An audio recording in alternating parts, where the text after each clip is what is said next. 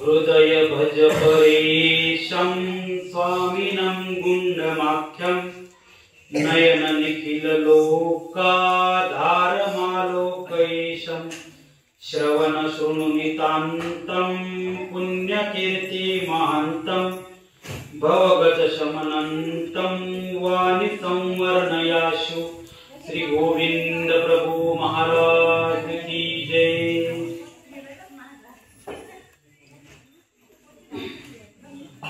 आपण या ठिकाणी या नवरात्र महोत्सवाच्या निमित्ताने ब्रह्मविद्या शास्त्रातील अत्यंत महत्त्वपूर्ण प्रकरण नामाचे 10 ठाय यावर आपण सर्वजण प्रवचन ऐकत आहात। आपले जवळजवळ 6 ठाय पूर्ण झाले आणि आज 7वा आणि 8वा ठाय आपण या ठिकाणी घेणार आहोत। खऱ्या अर्थाने काल आपण जे पंचभूताचा जे विघ्न आहे ते विघ्न बघितलं आणि पावसाळ्यामध्ये सध्या आता कसं पुराचं विघ्न चालू आहे, बरोबर की नाही? जिकडं तिकडं पुरच पूर। तशा पद्धतीने त्यातूनही परमेश्वर कशा पद्धतीने आपल्या भक्ताला वाचवतो हे आपण बघितलं। आता या ठिकाणी पुढचं जे ठाय आहे ते नामे पडते आकाश धरी, म्हणजे काय ढग आपल्यावर पडतं का? पण त्याचा शब्दशः अर्थ काय होतो की आभाळा एवढं संकट जरी माणसावर आलं तरी नामाच्या माध्यमातून ते संकट टळल्या जातं। अनेक जीवन जगत असताना माणसावर भरपूर संकट येतात, वेगवेगळ्या पद्धतीचे संकट येत असतात। ते ठरवून येत नाही किंवा सांगून येत नाही, अचानक संकट येतात आणि त्या संकटातून आपल्याला वाचवण्यासाठी एकमेव पर्याय म्हणजे परमेश्वराचं नाम आहे। त्या नामाच्या माध्यमातून आपले अनेक संकट आपण त्या ठिकाणी टाळता येतो। माणसावर येणारे संकट या नामाच्या माध्यमातून त्या माणसाचं रक्षण करण्यासाठी पुरेसं आहे। मग कशा पद्धतीने पुरेसं आहे की कोणावर संकट, दुःखरूपी संकट येतं, कोणावर आर्थिक परिस्थितीचं संकट येतं, कोणावर नामुष्कीचं संकट येतं, बरोबर की नाही? एखाद्या घरामध्ये एखादी घटना घडली। आता एक राहेरचा एक ब्राह्मण होता,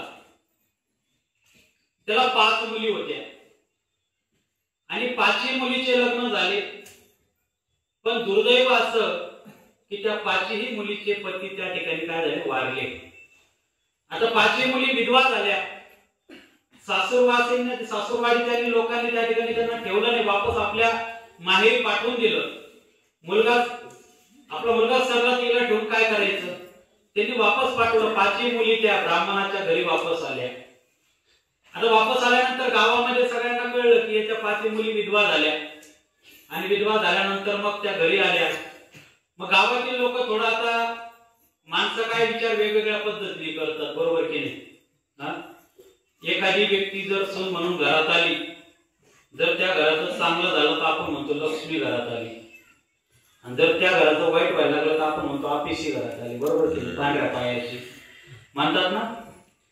एखादी व्यक्ती घरात आली, घराचं वाईट झालं का म्हणतो पांढऱ्या पायाची, आपिशी, आणि चांगला झालं म्हणतो लक्ष्मी आहे। जे माणूस दुटप्पी भावनेचं त्या ठिकाणी संकलन करत असतो। पण ती व्यक्ती आली म्हणून वाईट होतं असं नाही, तो आपल्या कर्माचा भाग असतो। कर्मानुसार आपल्या जीवनामध्ये वाईट होणं, चांगलं होणं आपल्या जीवनामध्ये कर्मानुसार चालत असतं, त्या व्यक्तीमुळे चालत नाही, लक्षात ठेवा, बरोबर की नाही? आपले कर्म जर चांगले नाही तर कसं चांगलं होणार आपल्या जीवनामध्ये? आम्ही सांगितले माणसाचे कर्म, तुम्हाला असं वाटते की मी या जन्मी देव धर्म केला म्हणजे या जन्मी मला त्याचं फळ मिळायला पाहिजे, असं कधीच होत नाही। तुम्हाला जे तुमच्या जीवनामध्ये आनंद येतो, सुख येतं, दुःख येतं ना, ते हे या जन्माचे कर्म करतात म्हणून नाही येत। तुम्ही मागच्या जन्मामध्ये जे कर्म केले त्या कर्मानुसार तुम्हाला या जन्मी त्याचं फळ भेटत असतं, लक्षात ठेवा। तुम्ही मागच्या जन्मी तुमच्या जीवनात सुखाचे दिवस जर चालू झाले ना तर समजायचं आपल्या मागच्या जन्मीचे कर्म चांगले होते त्यावेळेला, म्हणून आता सुखाचे दिवस चालू झाले। जर दुःखाचे दिवस चालू झाले, संकटाचे दिवस चालू झाले, समजायचे की मागच्या जन्मीचे कर्म आपले कर्मठ होते। पापी कर्म आपण केले, स्वार्थपर कर्म केले म्हणून आपल्याला दुःख भोगावं लागतं. नाही तर आजकालचं कसं असतं, मी एवढा देव धर्म करते, मी एवढं देवाची भक्ती करते, तरी देव माझ्यावर संकट देतो. देव कधीच कोणावर संकट देत नाही. परमेश्वर फक्त सुखदातृत्व देणारा तो परमेश्वर आहे.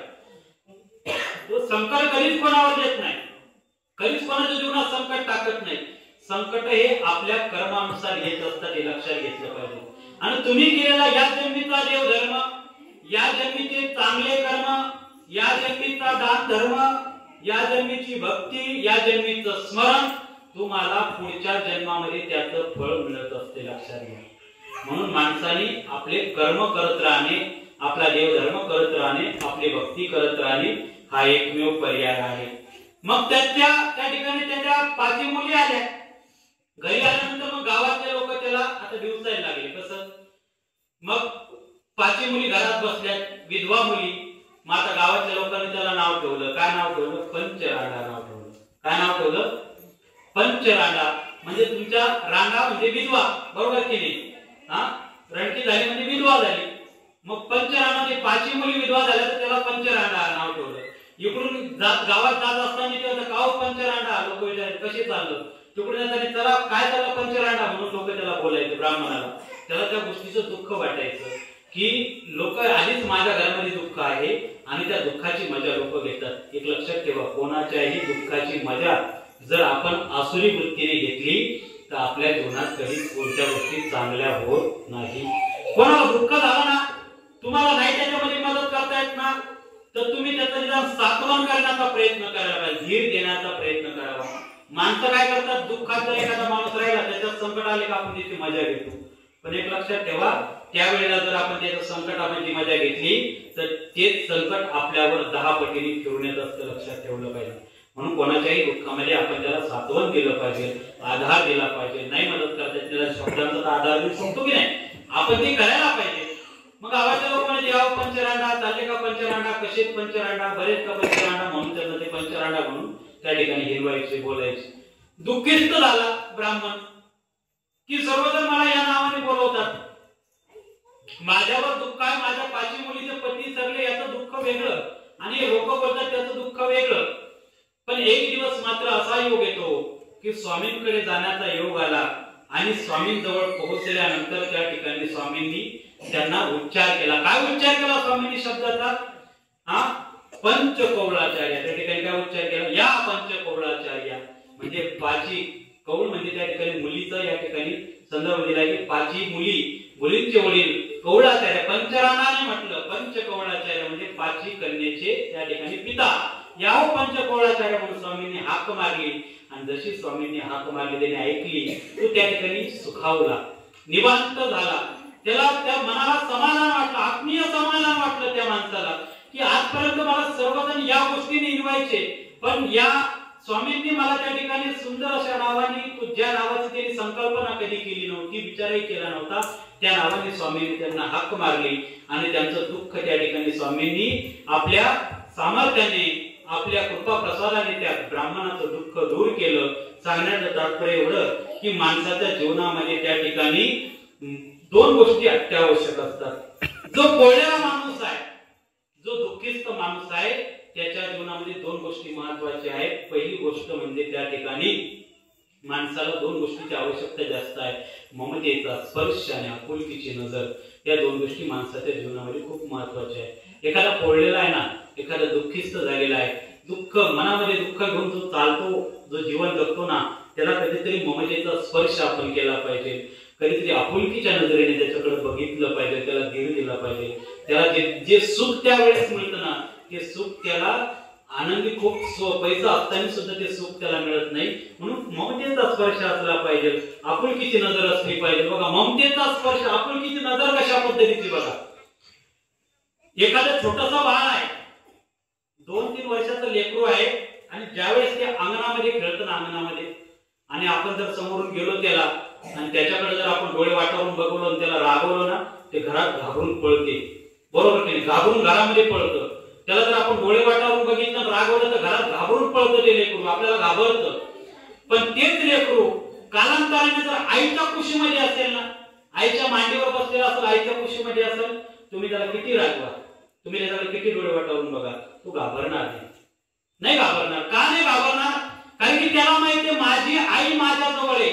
आपण किती नजर, तो ममतेचा स्पर्श त्या लेकराला, त्या माऊलीचा झालेला असतो, म्हणून त्या लेकराच्या मनामधली भीती त्या ठिकाणी ते निघून जाते की माझी आई माझ्या जवळ आहे. त्याने किती डोळे वाटारले आणि किती रागवलं तरी माझी आई मला काही होऊ देणार नाही. हा ममतेचा स्पर्श झाला. म्हणून त्या गोष्टी एखाद्या व्यक्तीला जो बोललेला आहे, जो दुखावलेला आहे, त्याला त्या गोष्टीची अत्यंत गरज असते. ती गोष्ट आपण त्या क्षणाला दिली पाहिजे. बरोबर की नाही?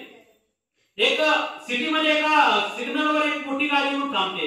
आता सिटीमध्ये चौफुली असल्यावर सिग्नल लागतात. आता सिग्नलचा लाल लाईट लागला आणि मस्त 25-30 लाखाची गाडी येऊन त्या सिग्नल जवळ थांबली. आता सिग्नलवर गाडी थांबल्यानंतर त्या ठिकाणी सिग्नलवर भिकारी असतात, ते भीक मागण्यासाठी आता साहजिक आहे, गाडी थांबली तर गाडी जवळ जातात, गाडीचं काच वर असेल तर त्या काचेला थपथपतात आणि भीक मागतात. बरोबर की नाही? पैशाची भीक मागतात. मग एक भिकारी त्या सिग्नलवर नेहमी भीक मागायचा. आता ती 25-30 लाखाची गाडी त्या ठिकाणी येऊन थांबली आणि 25-30 लाखाची गाडी त्या ठिकाणी येऊन थांबल्यानंतर त्या भिकारीने साहजिक आपल्या नियमाप्रमाणे त्या ठिकाणी गेला आणि त्याने काय केलं, भीक मागायला सुरुवात केली. त्या गाडीचा दरवाजा थपथपला, पाठीमागे तो साहेब बसलेला होता. त्या गाडीचा दरवाजा थपथपला, साहेबांनी काच खाली केला. लगेच त्याने आपलं जे रोजचं जे म्हणणं असतं ते मांडायला सुरुवात केली की साहेब मी 2 दिवसापासून उपाशी आहे, मला खायला काही भेटलं नाही, खाण्यासाठी माझ्याकडे पैसे नाही, काय 2-5 रुपये 10 रुपये मला त्या ठिकाणी मदत करा, या पैशातून मी माझ्या पोटाची भूक शमवेल, मला अन्न भेटेल आणि तुम्हाला त्या परमेश्वराचा आशीर्वाद मिळेल. म्हणून त्या साहेबाला त्यांनी म्हणायला सुरुवात केली आपल्या रडक्या आवाजामध्ये, बारीक तोंड करून. बरोबर की नाही? त्या साहेबाला दया आली. त्या साहेबांनी उजव्या खिशामध्ये हात घातला, काहीच सापडलं नाही. डाव्या खिशामध्ये हात घातला, काहीच सापडलं नाही. मागच्या खिशामध्ये हात घातला, काहीच सापडलं नाही. वरच्या खिशात हात घातला. मात्र करोडपती असलेला तो साहेब त्यावेळेस मात्र त्याच्या खिशात रुपयाही नव्हता. काय नव्हता? कारण त्याचं जे पैशाचं पाकिट होतं तो घरी विसरून आला, त्याच्या लक्षात नाही राहिलं, गडबडीत निघून आल्यामुळे. त्या क्षणाला मात्र त्या साहेबाकडे रुपयाही नव्हता. आता याला द्यायचं काय? मग त्यांनी काय केलं, गाडीचा दरवाजा उघडला आणि खाली उतरले. आणि खाली उतरल्यानंतर त्या ठिकाणी त्या भिकाऱ्याच्या पाठीवरून त्यांनी हात फिरवला. बघा, भिकाऱ्याच्या पाठीवरून हात फिरवला आणि त्या भिकाऱ्याला सांगितलं, मित्रा, काय शब्द उच्चारला?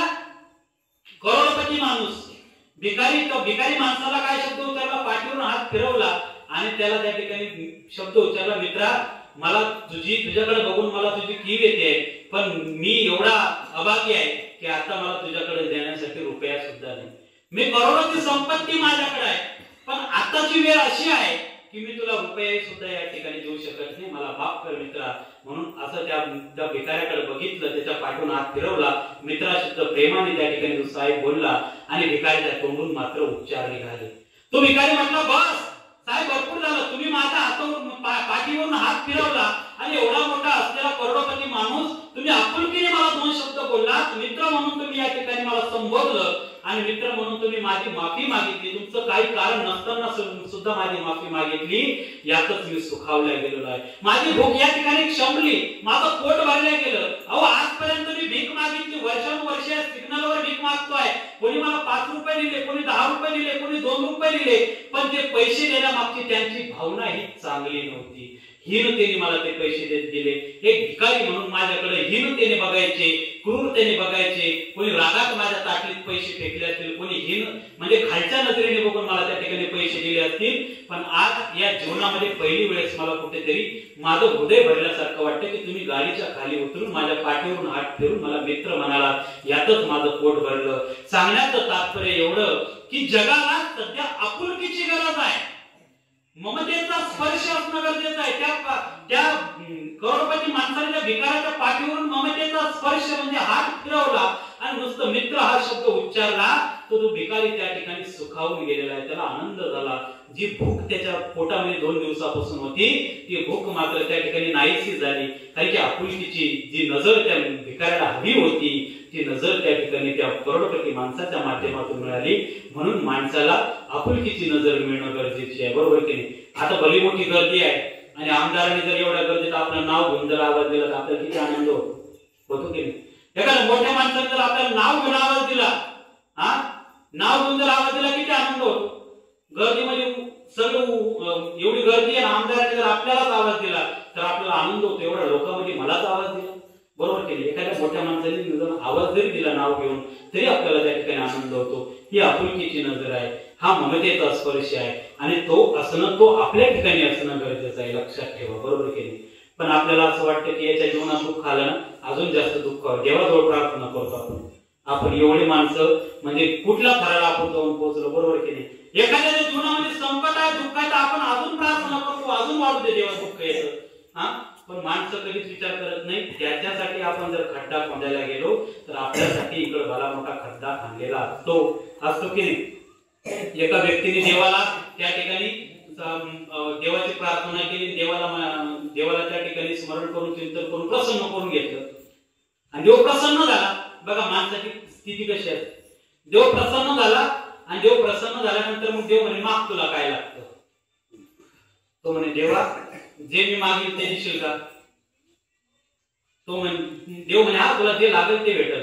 म्हणे देवा मी जे म्हणत ती इच्छा माझी पूर्ण कर, मला एवढंच पाहिजे. देव म्हणे काय हरकत नाही, पण त्याच्यामध्ये एक आट आहे म्हणे. देवाने आट घातली. तो म्हणे आट काय आट आहे.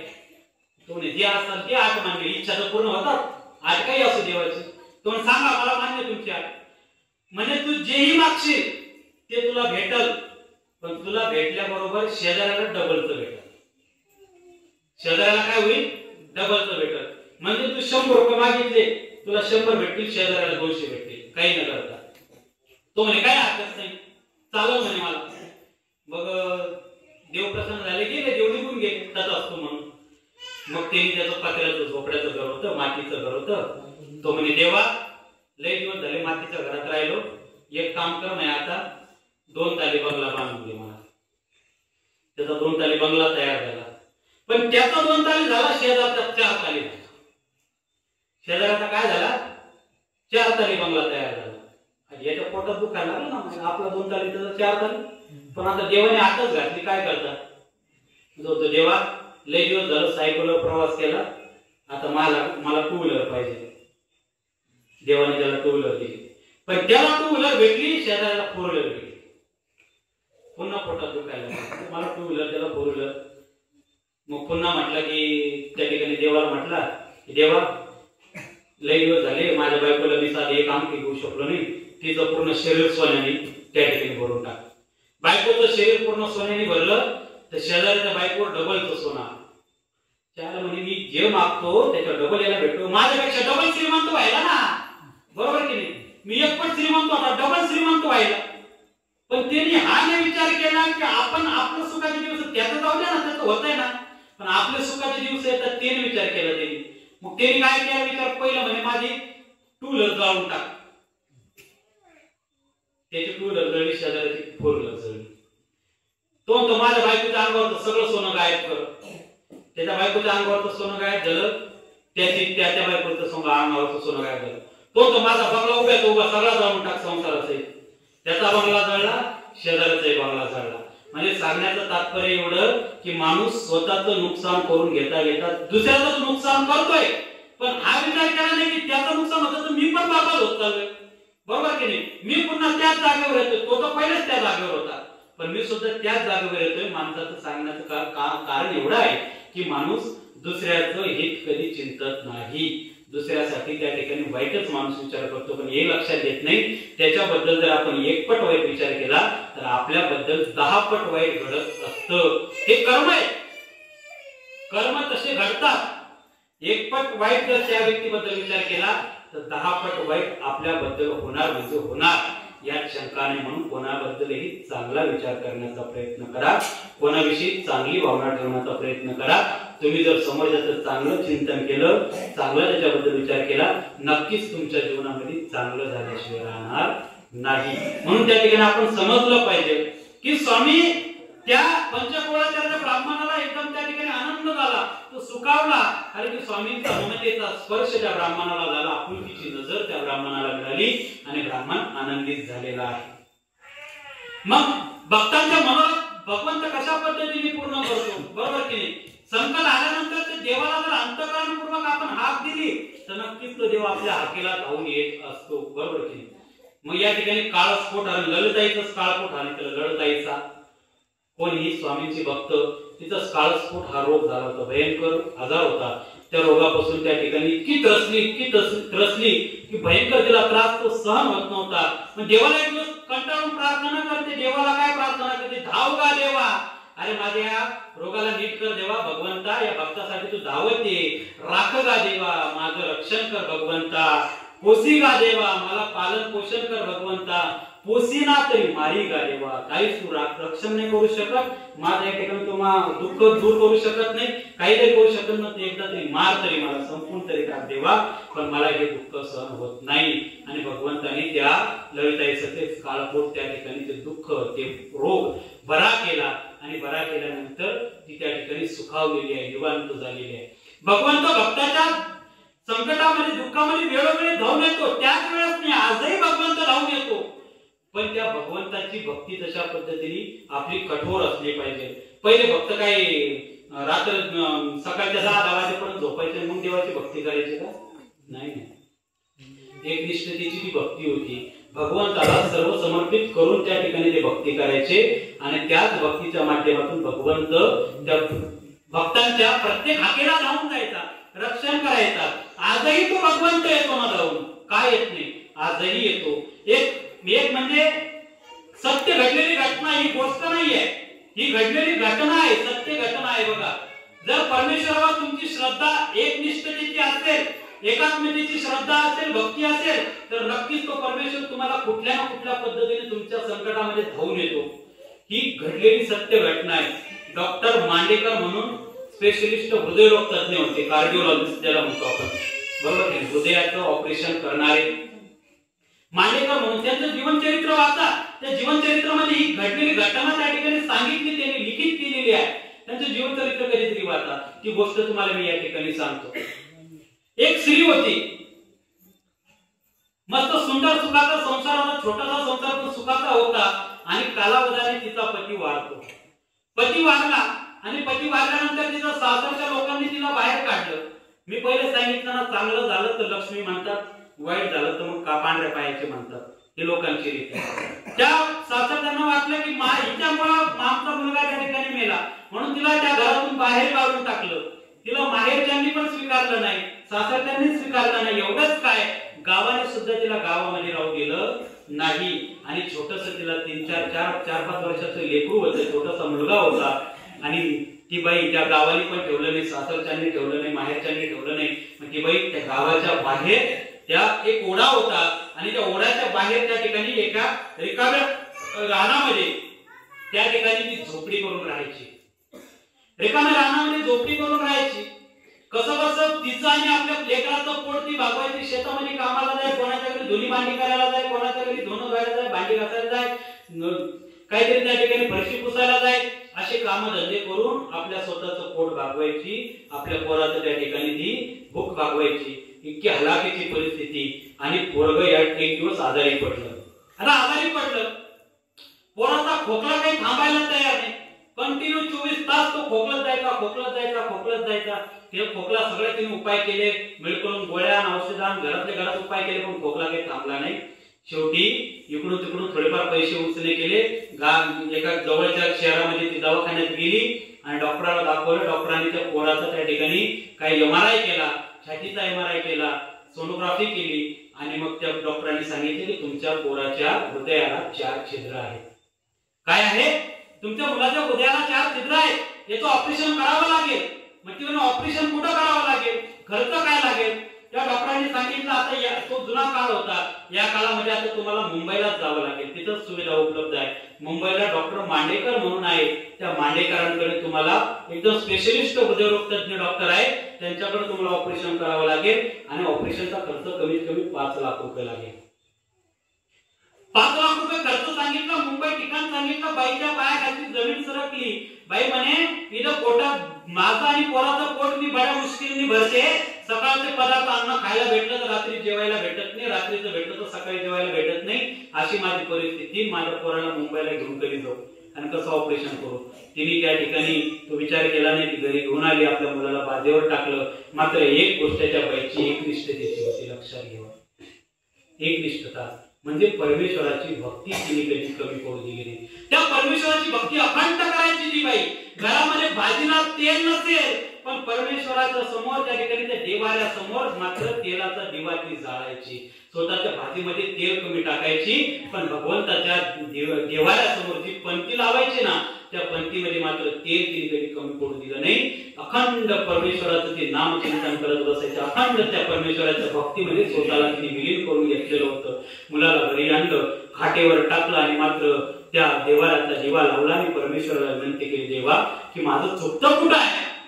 मला सर्वांनी नाकारलं, सर्वांनी मला घराच्या बाहेर काढलं, मी कसं तरी माझी उपजीविका भागवते, माझ्या लेकराचं पोट भरते, माझं पोट भरते, मोठं संकट माझ्या पदरी तू टाकलं देवा. हे कसं शक्य आहे? मी माझ्या मुलाचं ऑपरेशन करू शकत नाही. आता तुला वाचवायचं असेल तर त्याला वाचव आणि तुला न्यायचं असेल तर त्याला ने. मी तुझ्या भरोश्यावर माझ्या लेकराला सोडते.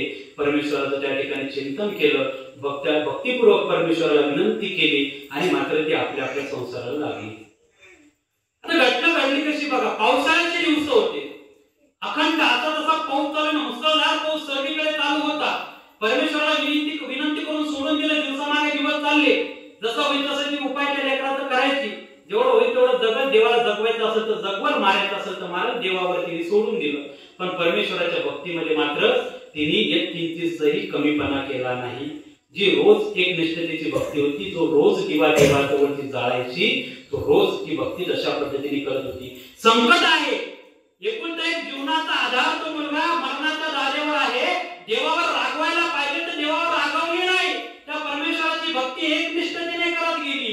पावसाळ्याचे दिवस चालू होते आणि ते डॉक्टर मांडेकर होते ना मुंबईचे, ही सत्य घटना आहे. मनाची नाही, खोटं वाटतं ना. तुम्ही मांडेकरांचं पुस्तक पहा, ग्रंथालयामध्ये पुस्तक भेटतं, त्यामध्ये तुम्हाला या गोष्टीचा उल्लेख दिसेल. मी वाचलेली आहे. ही सत्य घटना आहे की परमेश्वर ज्या परमेश्वराची एकनिष्ठतेने जर भक्ती केली तो परमेश्वर कशा पद्धतीने धावून येतो बघा. स्वतः येत नाही भगवंत पण कशा पद्धतीने धावून येतो. पावसाळ्याचे दिवस चालू, मुसळधार पाऊस चालू. जे मांडेकर हृदयरोग तज्ञ, प्रसिद्ध हृदयरोग तज्ञ होते, त्यांच्याकडे जेव्हा अपॉइंटमेंट घ्यायची ना तर 2-2, 3-3 महिने नंबर लागत नव्हते. इतके प्रसिद्ध हृदयरोग तज्ञ ते मुंबईचे प्रसिद्ध डॉक्टर होते आणि त्यांना त्या आरोग्य क्षेत्रामध्ये एक पुरस्कार मिळणार होता. भारत शासनाचा पुरस्कार त्यांना मिळणार होता आणि तो पुरस्कार होता दिल्लीला. मग दिल्लीला जायचं होतं. आता फ्लाईट म्हणजे विमानाचं तिकीट बुक केलं आणि उद्या त्या ठिकाणी रात्री पुरस्कार मिळणार. आज रात्री ते त्या ठिकाणी निघाले. 24 तासाचा कालावधी होता. फ्लाईट बुक केली आणि फ्लाईट बुक केल्यानंतर त्या ठिकाणी तिकीट बुक केलं. एअरपोर्टला जाऊन पोहोचले पण त्या ठिकाणी कळालं की फ्लाईट कॅन्सल झाली.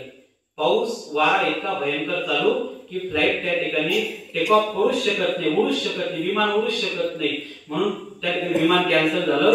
मग त्यांनी आता ठरवलं की आपल्याला त्या टाइमापर्यंत पोहोचायचंय. आपल्याकडे 24 तास आहे. दिल्लीला पुरस्काराला पोहोचावं लागेल. सर्व तयारी तिकडे झालेली आहे. मग त्यांनी विचार केला की गाडी त्या ठिकाणी सोडवण्यासाठी आली होती. त्या ड्रायव्हरला सांगितलं आता आपल्याला पर्याय नाही, आता आपल्याला बाय रोड म्हणजे रस्त्याने आपल्याला दिल्लीला पोहोचावं लागेल. 24 तासात आपण दिल्ली सहज जाऊ. तो ड्रायव्हर म्हणजे काय हरकत नाही साहेब. बसले, निघाले.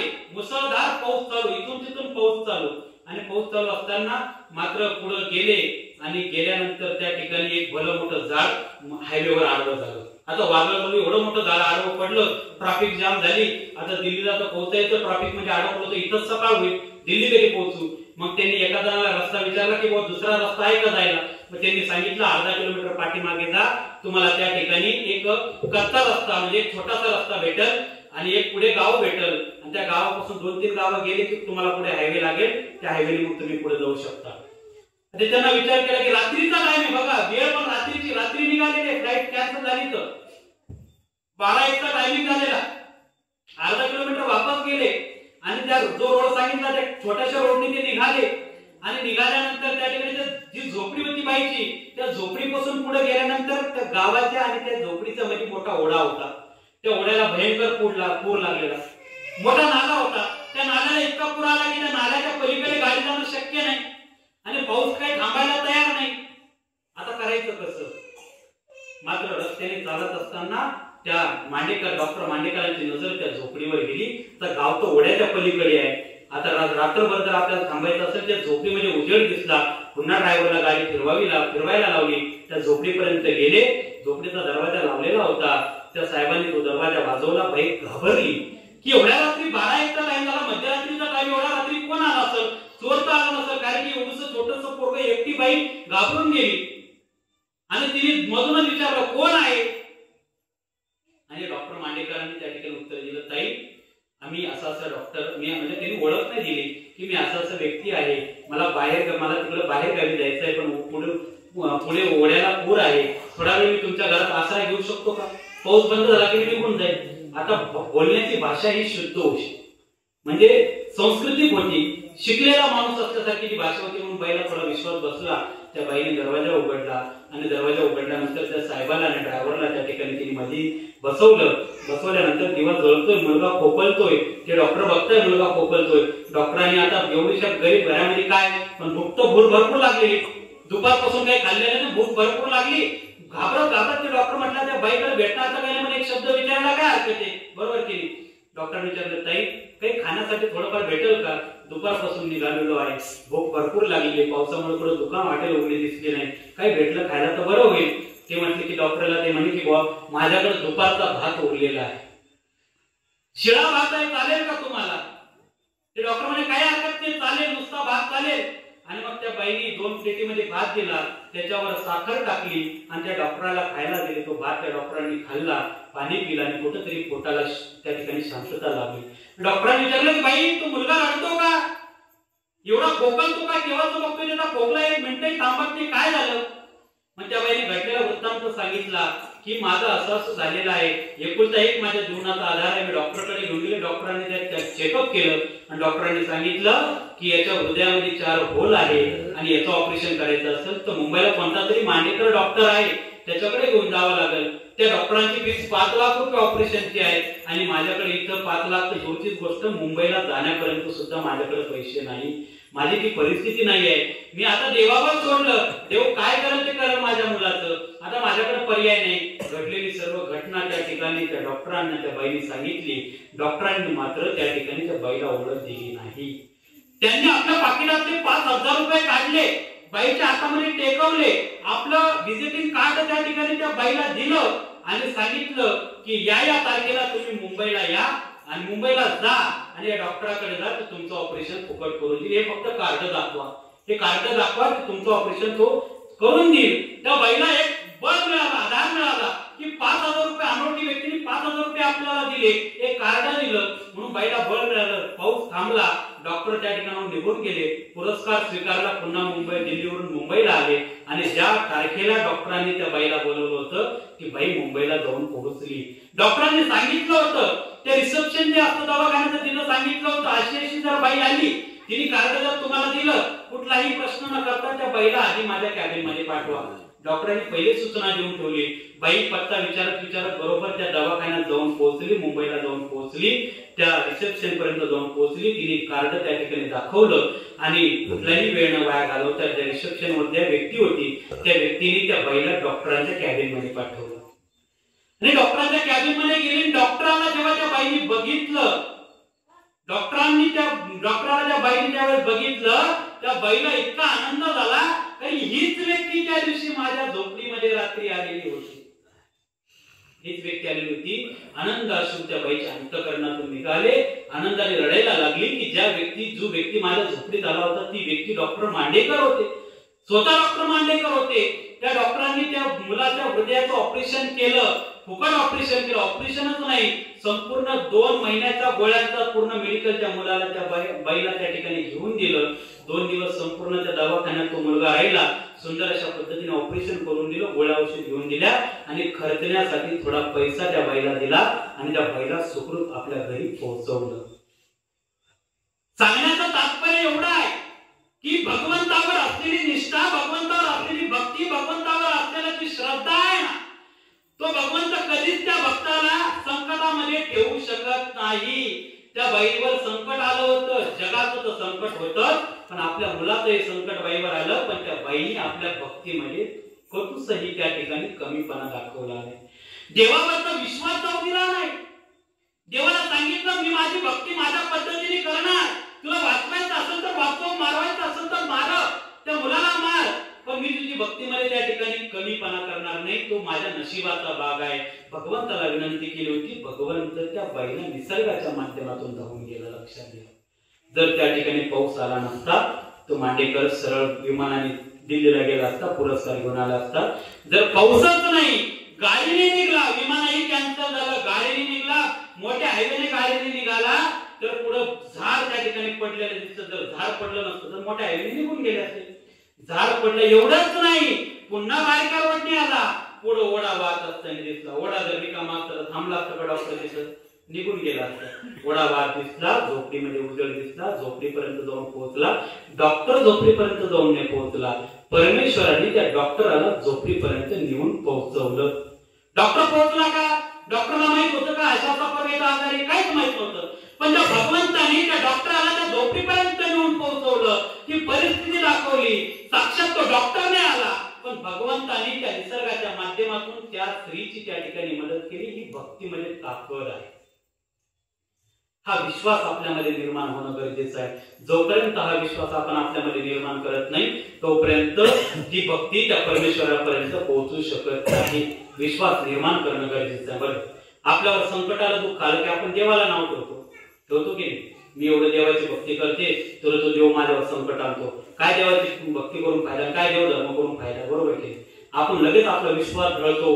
आपला विश्वास ढळता कामा नये. बरोबर की नाही? आमचे स्वामी सांगतात, स्वधर्मावरून न ढळीते, स्वधर्मावरून न ढळीते, धैर्य याते जमिनीचे, येण्याची स्थैर्य आधार कीचे आत्मनिग्रह. भगवंत काय सांगतात की माणसावर कितीही संकट आले, कितीही दुःख आले, पण जो स्वतःच्या धर्मावरून, जो भक्तीवरून, जो श्रद्धेवरून, जो स्मरणावरून ढळत नाही ना, जो अटूट राहतो ना, धैर्य यातेच जमिनीचे, धैर्य त्याला म्हणावं, धैर्यवान पुरुष म्हणावं, धैर्यवान स्त्री म्हणावं. येण्याची स्थैर्य आधार कीचे आत्मनिग्रह, मनाचा आत्मनिग्रह केला पाहिजे.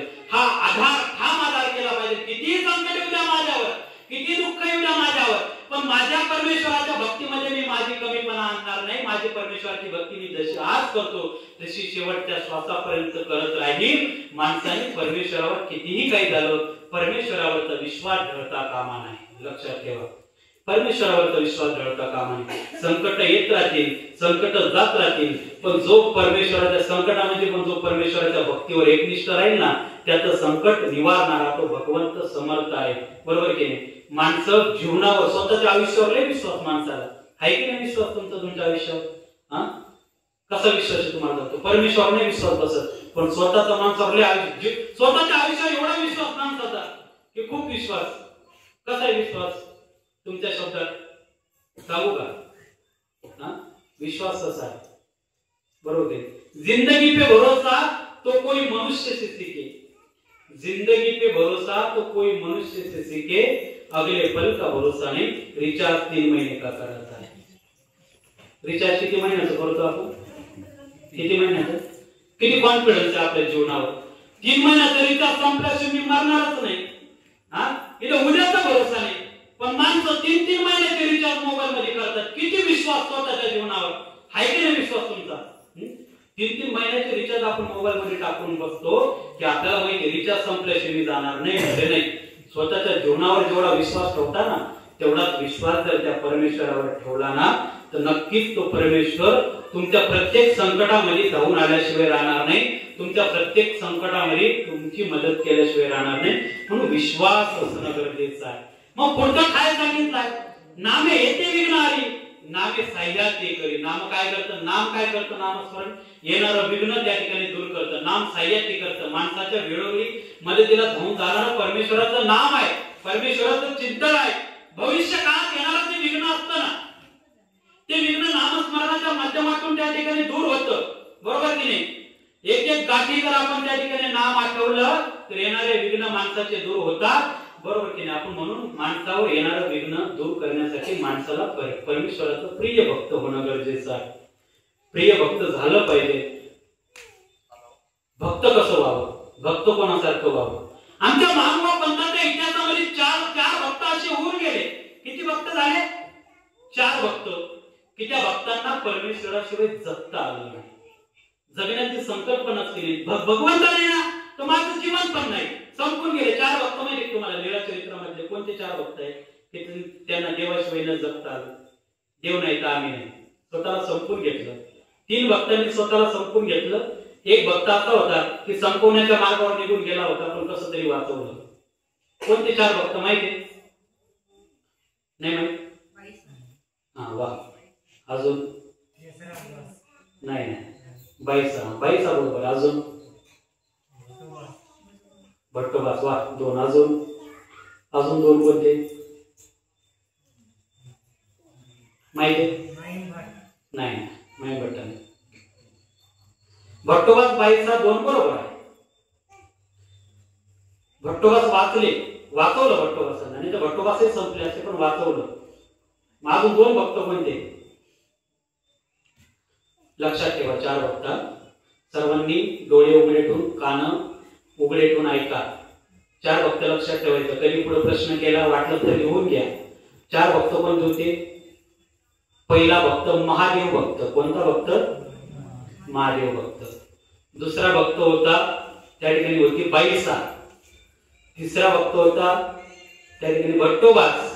आणि चौथा भक्त ती बाई नव्हती आणि तो माणूसही नव्हता, डांगरे. आलं का लक्षात? बघा, बाई नव्हती, माणूस नव्हता, लगेच आलं तोंडात. डांगरे, 4 पायाचा कुत्रा, प्राणी. त्या प्राण्याला सुद्धा भगवंताशिवाय जगता आलं नाही. कसं नाही आलं जगता? 4 भक्त होते, महादेव भक्त, बाईसा, भट्टोबास आणि डांगरेश. लक्षात ठेवायचा. नाही लक्षात राहत तर लिहून घ्या, रेकॉर्डिंग करून घ्या. 4 भक्त या लीळाचरित्रात इतिहासातले एकमेव 4 भक्त की ज्यांना देवाशिवाय जगता नाही आलं. महादेव भक्त होते. तुम्हाला एक भक्ताचं विश्लेषण करतो, कंटाळले नाही ना? कवर करू सांगा मला, नाही तर तुम्ही म्हणशाल बाबाला काय बोलायची सवय, आम्ही फक्त दिवसभर बाबाची बडबड चालू, असं नको व्हायला.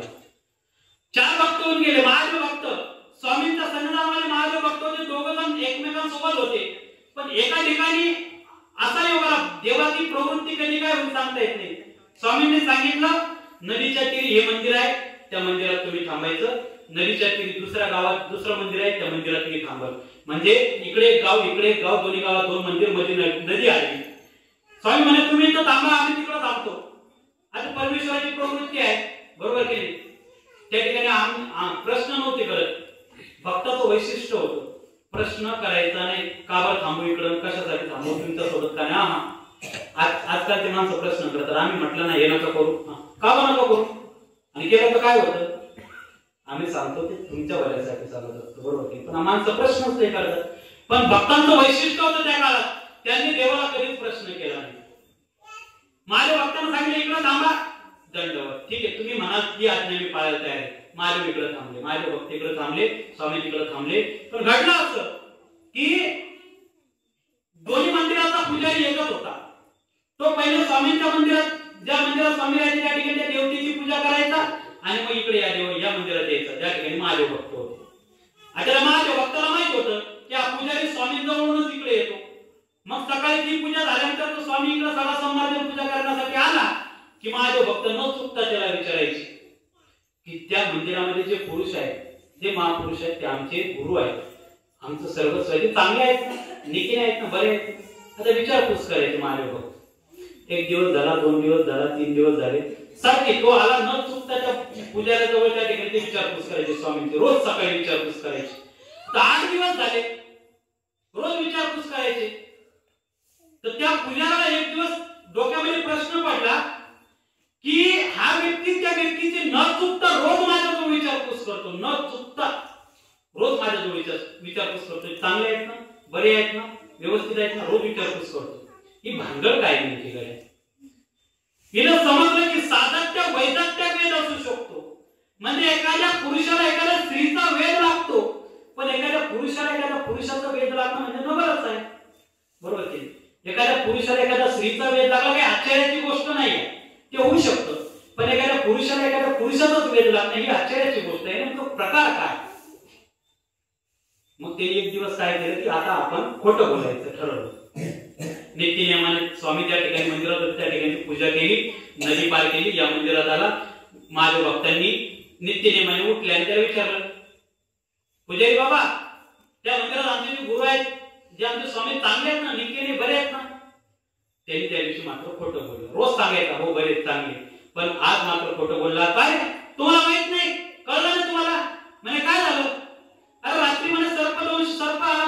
सर्पदोष होऊन त्यांचा मृत्यू झाला म्हणे. यांनी त्रिशुद्धी विचारलं, तिला खरं आहे हे साच आहे का?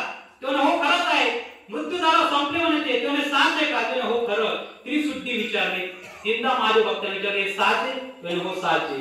साच म्हणजे खरं, म्हणजे हा लीळा चरित्रातला शब्द आहे. साच म्हणजे खरं. तेव्हा साच आहे म्हणजे हो साच आहे.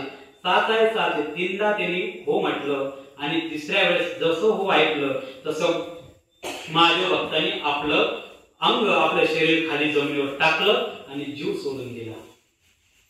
त्या भक्ताला आत्महत्या करण्याची गरज पडली नाही, त्या भक्ताला फाशी घेण्याची गरज पडली नाही, त्या भक्ताला त्या ठिकाणी विष घेण्याची गरज पडली नाही. त्या भक्ताने फक्त परमेश्वर संपले ते या जगात नाही एवढीच गोष्ट कानावर ऐकली, स्वतःचं शरीर खाली जमिनीवर टाकलं आणि जीव सोडून दिला. काहीच बोलले नाही. पुजारी घाबरला, पळत पळत त्या ठिकाणी स्वामींकडे गेला. स्वामींना सांगितलं की असा असा व्यक्ती त्या मंदिरात होता, रोज तुमच्याविषयी विचारायचा, रोज मी सांगायचो बरे आहे. आज मी त्याची त्या ठिकाणी मजा घेण्याचं ठरवलं की आज सांगू की मी त्याला सांगितलं सर्पदोषाने तुमचा मृत्यू झाला. त्याने मला तीनदा विचारलं, तीनदा मी त्याला होकार उत्तर दिलं आणि त्याने शरीर खाली टाकलं आणि जीव सोडून दिला. स्वामी त्या ठिकाणी म्हणतात, अरे रे बटिका हसता लटके न बोली जे. हसत हसत सुद्धा खोटं बोलू नये. एखादं खोटं बोलल्याने समोरच्याच्या अंतःकरणावर मनावर काय परिणाम होईल हे सांगता येत नाही. म्हणून हसत हसत सुद्धा कोणाशी खोटं बोलायचं नाही. हे तुम्ही खूप मोठं या ठिकाणी खूप मोठं पाप केलं, खूप मोठं या ठिकाणी चुकी केली. त्यांनी स्वामींची माफी मागितली. देवा आता करायचं काय? मग स्वामींनी त्याला फावडं फुलं आणायला लावली आणि चला माझ्यासोबत. गेल्यानंतर त्या ठिकाणी त्याला खड्डं खांदायला लावलं. खड्डं खांदलं. स्वामींनी स्वतः त्या ठिकाणी माझ्या भक्तांना उचललं आणि स्वतःच्या हाताने माझ्या भक्तांचा अंत्यसंस्कार विधी केला. देव संकल्पना या जगात नाही, परमेश्वर माझा नाही, मी पण जिवंत राहणार नाही. स्वतःला संपवलं. कुठल्याच गोष्टीचा विचार केला नाही. मनामध्ये परमेश्वर जर बसलेला आहे, अंतःकरणामध्ये जो ईश्वर बसलेला आहे, तर त्या ईश्वराशिवाय आपण जगण्याची संकल्पना करू शकत नाही. दुसरी भक्ताबाईंचा खडकुलीला असताना गोदावरी नदीतून होडीमध्ये चालली. कानावर बातमी पडली स्वामी नाही संपले. बाईसाने सुद्धा तीनदा विचारलं, त्रिशुद्धी विचारलं. तीनदा त्याच्या कानावर होकार आरती शब्द पडला स्वामी नाही. बाईसाने त्या होडीमधून गंगेमध्ये उडी टाकली. स्वतःचा जीव संपवला. स्वतःचा जीव संपवला की परमेश्वर नाही जगून उपयोग नाही. तिसरा भक्त भट्टोबास. उत्तरापंथी स्वामी ज्यावेळी जाणार, स्वामींनी सांगितलं भट्टोबासांना, आता ही पंथाची धुरा आम्ही तुमच्यावर सोपवून जातोय. आमचं कार्य संपलं, आता तुम्ही पंथ चालवा. ही धुरा मी जे निर्माण केलेला आहे, हा जो पंथ मी निर्माण केला, हा धर्म निर्माण केला, या धर्माला आता ही धर्माची पताका तुम्ही सांभाळायची. भट्टोबासांना सांगितलं, पण भट्टोबास म्हणे मलाही मान्य नाही. मी तुम्ही नाही तर मी नाही, तुम्ही मला पाहिजे. स्वामी म्हणे आता आम्हाला जावं लागेल. आम्हाला आता आमचं जे उद्धारण्याचं कार्य आमचं संपलं, आता आम्हाला जावं लागेल. स्वामी त्या ठिकाणी उत्तरापंथी निघून गेले. भट्टोबासांची अवस्था एवढी बिकट झाली की भट्टोबास पूर्ण वेळेपिसे होऊन गेले. स्वामी फक्त स्वामींच्या आठवणीत त्या ठिकाणी रममाण व्हायचे. अरे दारोदारी भिक्षा मागायला जायचं ना. अरे भिक्षा मागायला आपण गेल्यानंतर आपण अन्न मागतो, भाकरी मागतो, भाजी मागतो, पीठ मागतो, तांदूळ मागतो, दूध मागतो, आपण त्या ठिकाणी पाणी मागतो. पण भट्टोबास ज्यावेळेस भिक्षेला जायचे ना, तर भट्टोबास फक्त चक्रधर द्या म्हणून त्या ठिकाणी भिक्षा मागायचे की देव कोणाला जर दिसला तो भगवंत मला द्या. मला तुमचं अन्न नको आहे, तुमचं पाणी नको, तुमचे तांदूळ नको, तुमचं पीठ नको, मला तुमचा कुठलाच पदार्थ नको. मला माझा भगवंत पाहिजे, माझा परमेश्वर पाहिजे. जर कोणाकडे असेल तर तो माझा परमेश्वर मला द्या. इतकं विरहामध्ये स्वतःला अस्ताव्यस्त करून घेतलं होतं. गावोगावी फिरत फिरत फक्त भगवंत मागायचे आणि भगवंत मागत मागत त्या ठिकाणी भानगडीच्या डोंगरामध्ये जाऊन पडले. अन्न त्याग केला, पाण्याचा थेंबही पीत नव्हते, अन्नही खात नव्हते. शरीर एकदम कृश झालं. आता शरीरामधली सगळी ताकद संपली आणि भानगडीच्या डोंगराच्या कपारीमध्ये त्या दोन्ही डोंगराच्या मध्ये जाऊन पडले. स्वतःच्या तोंडातून त्या ठिकाणी शब्द उच्चारत, अंगामध्ये त्राण उरला नाही. आता भरपूर दिवस झाले पोटात अन्न नाही, पाण्याचा थेंब नाही, माणसात ताकद राहील का? दैव्यावस्था प्रगटली. आता संपणार, जीव जाणार इथपर्यंत पोहोचले. पण तोंडातला शब्द मात्र माग सरला नाही. चक्रधर द्या शेवटच्या क्षणापर्यंत परमेश्वराला मागत राहिले आणि भानगडीच्या डोंगरात जाऊन पडले. इतके पडून त्यांना उठता सुद्धा येत नव्हतं. अंगावर वाळवी माहिती तुम्हाला, एखाद्या ठिकाणी जर आपण लाकडाची वस्तू जमिनीवर मातीवर ठेवली खालून ते काय लागतं उधळी, तुमच्याकडे काय म्हणतात हा उदी, उदी काय, तशी त्यांच्या अंगाला संपूर्ण अंगाला त्या ठिकाणी उदी लागली होती, पडून पडून उठताच येत नाही, ताकदच नव्हती. मग आता ते गवळी होती ते गुरे लागणारे, त्यांनी ते कुरुंदाचं जे पाणी असतं जे रस असतो तो कुरुंदाचा रस त्यांच्या तोंडामध्ये पिळला तर थोडीफार ताकद तरी अंगात येईल. आणि महादायचा इकडे भट्टोबासांच्या शोधात निघाली, वृद्धपूर पर्यंत जाऊन पोहोचली. वृद्धपूर जवळ श्री गोविंदप्रभू बाबांजवळ पोहोचली. बाबा गोविंदप्रभू बाबांना सांगितलं आणि गोविंदप्रभू बाबांनी सांगितलं, महादायला सांगितलं जा मिली भानखेडी अशी सांगितलं की जा आता भानखेडीला जा, त्या डोंगरावर तो पडलेला आहे त्याला घेऊन ये. आणि मग महादायचा कुठलाही विचार न करता वेळ न जवळचा त्या भानखेडीच्या डोंगरात गेली. विचारत त्या गवळे त्या ठिकाणी भेटले. त्या गवळ्यांना विचारलं याचा असा व्यक्ती दिसला का की तो व्यक्ती चक्रधरजा म्हणून बोलतो. त्यांनी सांगितलं जा ते दोन्ही डोंगराच्या कपारीमध्ये पडलेले अंगावर सगळी उडी चढलेली आहे. महाराजा पोहोचली, भट्टोबासांना कसं कसं उचललं उठवलं आणि अंगावरची उडी झाडली आणि सांगितलं अरे चल आपल्याला सर्वज्ञ श्री चक्रधर स्वामींनी गोविंदप्रभू बाबाच्या सन्निधानामध्ये जायला लावलेला आहे, त्यांना आपल्याला निरोवलेलं आहे, त्यांच्या सन्निधानी जायला सांगितलंय. तो कोणते गोविंदप्रभू मला कोणता देवाशी घेऊन नाही, मला माझा चक्रधर पाहिजे, मला बाकी कोणाकडेच जायचं नाही. म्हणून भट्टोबासाने हट्ट धरला. महाराजांचं ते ऐकायला तयार नाही. बळजबरी महाराजांनी पाठीवर घेतलं आणि पाठीवर घेऊन गोविंदप्रभू बाबांजवळ घेऊन आली. भगवंतांनी समजावून सांगितलं आणि भट्टोबा त्या दिवसापासून त्या ठिकाणी शुद्धीवर आले आणि मात्र आता धर्म जपण्यासाठी स्वतःला त्या ठिकाणी मनाची मनस्थिती बनवली आणि भट्टोबासांनी हा पंथ इथपर्यंत आणला. आज सांगायची गोष्ट म्हणजे जर भट्टोबास त्यावेळेस जर नसते तर आज मी या ठिकाणी तुम्हाला प्रवचन सांगत नसतो आणि तुम्ही माझ्यासमोर ऐकायला बसले नसते. जे ज्ञान आपल्यापर्यंत पोहोचलं ना ते भट्टोबासांच्या माध्यमातून पोहोचलं. त्यांनी प्रत्येकांची स्वामींची प्रत्येक गोष्ट भट्टोबासांना माहित होती. प्रत्येक चिंतन स्वामींचं प्रवचन ऐकायला भट्टोबास समोर होते. म्हणून देवाने काय काय सांगितलं भट्टोबासांना सर्व माहित होतं. म्हणून ते ज्ञान तुमच्यापर्यंत पोहोचलं. आज जर धर्म राखला असेल तर एका स्त्रीने राखला. धर्माच्या भट्टोबासांना महाराजांनी पाठीवर घेतलं ना, भट्टोबास पाठीवर नव्हते घेतले तर धर्म पाठीवर घेऊन ती महाराजांच्या रुद्रपूरला पोहोचली. म्हणून स्त्रियांचं महत्व आपल्या धर्मामध्ये जास्त आहे की एका स्त्रीमुळे धर्म वाचला. म्हणून हा धर्म आपल्याला जो डोळ्याने दिसतोय एका स्त्रीमुळे वाचला. भट्टोबास त्या ठिकाणी राहिले. म्हणून तिसरे भक्त होते की मरता मरता मरणाच्या दारेतून त्यांना वापस आलं. त्यांनी सुद्धा जगण्याची संकल्पना देवाशिवाय केली नाही. आणि चौथा भक्त होता रांगरेश. प्राण्यामध्ये माणसामध्ये अंतर फक्त एका गोष्टीचं आहे, लक्षात ठेवा. प्राणी खातात माणसंही खातात, प्राणी चालतात माणसंही चालतात, प्राणी बोलतात माणसंही बोलतात. बरोबर की माणसं काम करतात प्राणी पण काम करतात की पोट भरण्यासाठी. चिमण्या पशु आपल्या लेकराचं पोट भरली इकडून तिकडून दाणे शोधून आणतेच की नाही, काम करतात.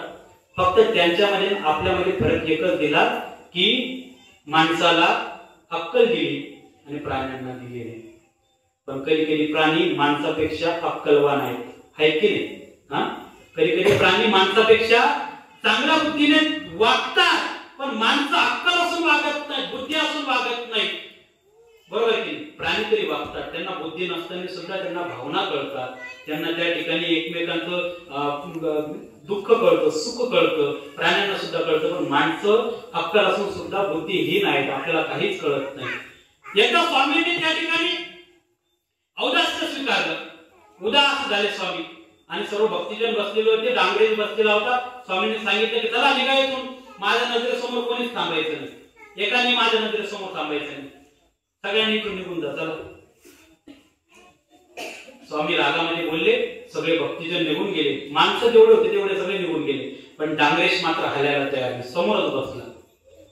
स्वामी बोलले अरे ते बाकीचे गेले ना तर तू पण जा, तू कशाला थांबला? तरी तो हल्ला नाही. स्वामी अजून रागावून बोलले तरी हल्ला नाही. स्वामी शेवटी रागात बोलले जातो की नाही इथून, चल तोंड नको लागून मला चल. आणि रागामध्ये जोरात भसकून बोलले. डांगरेश त्या ठिकाणी मान खाली घातली आणि निघून गेला. डोळ्यामध्ये अश्रू आले. बघा प्राणी चार पायाचा प्राणी, पण जर एखाद्या प्राणी असो माणूस असो भगवंताची ओढ ज्याला लागते ना तो देवाशिवाय जगण्याची संकल्पनाच करू शकत नाही. प्राणी परमेश्वराची ओढ लागली, परमेश्वराच्या भक्तीची ओढ लागली, डोळ्यामध्ये अश्रू आले, मान खाली घातली आणि निघून गेला. काही काळानंतर त्या ठिकाणी स्वामींचं औदास्य दूर झालं, सर्व भक्तिजनांना वापस बोलवलं, सर्व भक्तिजन वापस आले, मात्र डांगरेश वापस आला नाही. आणि स्वामी म्हणतात, अरे तुम्ही सर्वजण आला, डांगरेश कुठे गेला? आणि डांगरेशने म्हणून सगळीकडे शोधाशोध चालू केली, इकडं बघ तिकडं बघ तिकडं बघ. आणि त्या ठिकाणी स्वामींच्या त्या मंदिराच्या देवळाच्या पाठीमागे चिखलाचा डोह होता आणि त्या चिखलाच्या डोहामध्ये तोड खोचून त्या प्राण्याने आपला देह त्याग केलेला, प्राण संपून टाकलेला आहे. चिखलामध्ये तोड खोचवला. स्वामी त्या ठिकाणी गेले आणि गेल्यानंतर बघितलं डांगरेश त्या ठिकाणी चिखलामध्ये तोड खोचून संपलेला आहे. स्वामी म्हणतात, तुम्हा पस्सी सुने चांग. अरे मी एकदा रागवला, तुम्ही निघून गेला, पण मी चार रागवून सुद्धा तो जायला तयार नव्हता. शेवटच्या क्षणाला मी त्याच्यावर माझा संपूर्ण राग काढला. नावेला जातो, डोळ्यात पाणी आणून तो निघून गेला. पण त्याला निघून गेल्यानंतर माझ्यापासून दूर जाण्याचं दुःख सहन झालं नाही, स्वतःचा देह त्याग केला. तुम्हाला झालं का? दुःख झालं, निघून गेला, बोलवलं वापस माझ्यापर्यंत आला. तुम्हाला एकालाही माझ्यापासून दूर जाण्याचं दुःख झालं नाही, पण त्या प्राण्याला मात्र माझ्यापासून दूर जाण्याचं दुःख झालं, स्वतःचा जीव संपवला. काय भाग्यवान जीव आहे. परमेश्वराशिवाय स्वतःची जगण्याची संकल्पना सुद्धा तो कुत्रा करू शकला नाही. आपण तर माणसं आहोत. कधी आलं का मनात देवाशिवाय आपण जगतो कसे आहोत? चला अभागी आपण, आपल्या तेवढं भाग्य नाही की आपल्याला देवाचं संविधान लाभलं. पण कधीतरी मनामध्ये हृदयामध्ये ती भावना निर्माण करा ना, देवा तू माझा आतंकवादीमध्ये तू आम्हाला टाकलं, तुझ्याशिवाय जगायला आम्हाला तू सोडून गेला. पण कधीतरी त्या देवाला हृदयाशी आणण्याचा प्रयत्न करता का? आपण केला पाहिजे.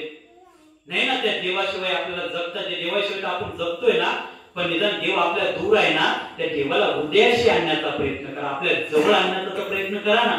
एवढं तर आपण करू शकतो की नाही? पण ती भावनाच आपली मनामध्ये नाही. हाय का मनामध्ये भावना? केला तर केला देव, उडत गेला देव, आहे की नाही? आपली भावना कशी? झाला तो झाला देव, नाही तो उडत गेला देव, ही आपली भावना आहे. केली ती केली देवपूजा, केलं तर केलं स्मरण, गेलो तर गेलो मंदिरात, नाही राहिलं तर नाही गेलो तर काय फरक पडतो? होय, आपल्याला काही फरकच पडत नाही. कारण की आपले मन थोडे निष्ठुर झाले, आपल्या मनात ती भावना उरली नाही, आपल्या मनामध्ये ती भक्ती आपण रुजवली नाही. ती भक्ती रुजवा. आपल्या अंतःकरणामध्ये परमेश्वराची भक्ती, परमेश्वराचं चिंतन स्मरण एकनिष्ठतेने रुजवा. नक्कीच तुमच्या डोळ्यामध्ये अश्रू आल्याशिवाय राहणार नाही की आपण देवाचं संविधान आपल्याला लाभलं नाही. आणि ज्या भक्ताच्या डोळ्यामध्ये जर पश्चातापाचे अश्रू निर्माण होत असतील, ज्या भक्ताच्या हृदयामध्ये जर परमेश्वर दूर असल्याचं दुःख निर्माण होत असेल, नक्कीच तो परमेश्वर त्या भक्ताच्या हृदयामध्ये आल्याशिवाय राहणार नाही. म्हणून ती भक्ती आपल्यामध्ये प्रस्थापित करण्याचा प्रयत्न करा, ती भक्ती आपल्यामध्ये निर्माण करण्याचा प्रयत्न करा. जगतो तो सर्वच आहोत, बरोबर की? आपण हे जगतो, प्राणी जगतात, आपण हे खातो, प्राणी खातात, सर्व काही सेम आहे. फक्त जी बुद्धी आपल्याला देवाने दिली ना, ती बुद्धी या गोष्टीसाठी दिली की ती भक्ती आपण त्या परमेश्वराची एकनिष्ठतेने केली पाहिजे. देवाला हृदयाशी आणण्याचा प्रयत्न करा. जर देव तुमच्या हृदयात सामावला तर तुमच्या जीवनाचा उद्धार झाल्याशिवाय राहणार नाही. नक्कीच तुमचं जीवनाचं सोनं झाल्याशिवाय राहणार नाही. म्हणून मनुष्य जे जीवन दिलंय ना, त्या जीवनामध्ये परमेश्वर आपलासा करण्याचा प्रयत्न करा, परमेश्वराला जवळ घेण्याचा आपण प्रयत्न केला पाहिजे. म्हणून आजच्या या माध्यमातून एवढंच सांगायचं आहे की भक्त परमेश्वर प्रत्येक भक्ताच्या मदतीला वेळोवेळी धावून जातो. प्रत्येक भक्ताच्या मदतीला भगवंत वेळोवेळी धावून जात असतो. स्वतः येत नाही, पण आपल्याला व्यक्तीच्या माध्यमातून, निसर्गाच्या माध्यमातून तो भगवंत आपली मदत करत असतो. पण ती भक्तीमध्ये ताकद तेवढी निर्माण करा. पहिले भक्तीमध्ये ताकद निर्माण करा. नक्कीच तो परमेश्वर तुमच्या प्रत्येक संकटाला धावून येणार, म्हणजे येणार, तुमचे संकट निवारण करणार. पण भक्तीमध्ये पहिले ताकद निर्माण करा. आणि भक्तीमध्ये ताकद अशाने निर्माण होते, रोज आपल्या परमेश्वराचं स्मरण, चिंतन, मनन, ती देवपूजा, वंदन सर्व काही विधीपूर्वक झालं पाहिजे. मंदिरात आपण आलं पाहिजे त्याच माध्यमातून. आणि असं हे जे ज्ञान श्रवण आहे ते आपण नेहमी घेतलं पाहिजे. त्यातूनच आपल्या भक्तीमध्ये ताकद निर्माण होईल आणि नक्कीच तो परमेश्वर आपल्याला त्याचं संविधान दिल्याशिवाय राहणार नाही. या माध्यमातून एवढंच सांगायचं आहे. महत्वपूर्ण सूचना अशी की एक माझा तरुण मुलगा होता, शिष्य, त्याचा ब्रेन ट्यूमरने मृत्यू झाला. तो आज सकाळी म्हणजे 11-12च्या दरम्यान त्याचा मृत्यू झाला. पण उद्या अंत्यविधीचा ठेवला, कारण त्याचा जो मोठा भाऊ आहे तो बँगलोरला नोकरीला आहे. आता तिथून यायला त्याला वेळ लागतो, एक दिवस लागतो. म्हणून उद्या संध्याकाळी 2-3 वाजता त्याचा 3-4 वाजता अंत्यविधी आहे. त्याचा आणखी विधीला मला उद्या जावं लागणार. उद्याचं सत्र या ठिकाणी आपले माधव भाऊ सांभाळतील, बरोबर की नाही. उद्या मी या ठिकाणी गैरहजर राहील आणि परवा मी या ठिकाणी संध्याकाळपर्यंत पोहोचेल. याची सर्वांनी नोंद घ्या, नाही तर मग बाबा गेले तर संपला विषय. असं नाही, बाबा वापस येणार. माझी बॅग इथे माझी, मी फक्त एकच ड्रेस घेऊन जाणार आहे. विश्वास बसत नाही, मी बॅग पण ट्रिप घेऊन चालतो. मी बॅग सोबत घेऊन जात नाही. म्हणजे तुम्हाला वाटत बाबा बॅग घेऊन गेले, काय खरं गेले तिकडे, बरोबर. म्हणून बॅग मी इथे ठेवून चाललो. मी काही एवढं वजन घेऊन जाणार नाही. मी फक्त एकच ड्रेस सोबत घेऊन जाणार आणि परवा संध्याकाळपर्यंत मी वापस येणार. दसऱ्याला समाप्ती करायची. तुमचं म्हणणं काय? दसऱ्याच्या दिवशी चालेल ना समाप्ती आपल्या पोथीची? हो म्हणा, नाही तर नाही म्हणा. हा, दसऱ्याला आपण आपल्या पोथीची समाप्ती करू. आता देवपूजा वंदन सांगितले माधव भाऊंनी, ते तुम्हाला आता इथे या ठिकाणी सूचना देतीलच. पहिले आपल्या शंका समाधान कोणाच्या शंका असतील त्याचं निरसन करू, शेवटची सूचना माधव भाऊ देतील आणि आपल्या पोथीची या ठिकाणी समाप्ती करू. बोला आता, व्हिडिओ बंद करा. शंका